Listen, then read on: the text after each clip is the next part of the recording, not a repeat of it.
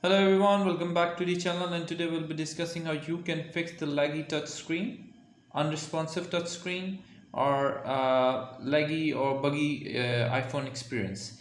So there is a problem in iOS 18.4. What you need to do is just go to your settings, and under settings you need to go to your general option, accessibility option, this one.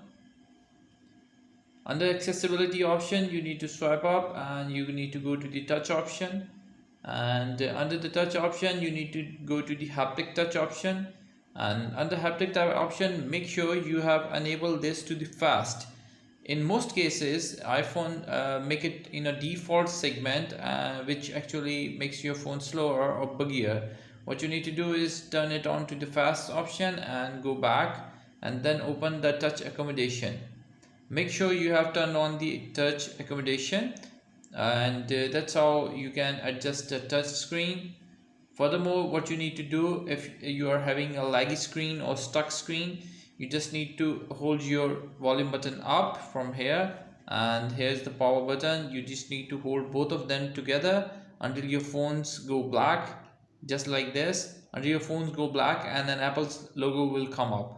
You can force restart your phone if you are having unresponsive touch issue.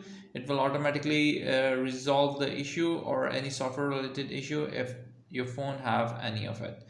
I recommend you to use this technique. It will help you a lot in making your phone experience better.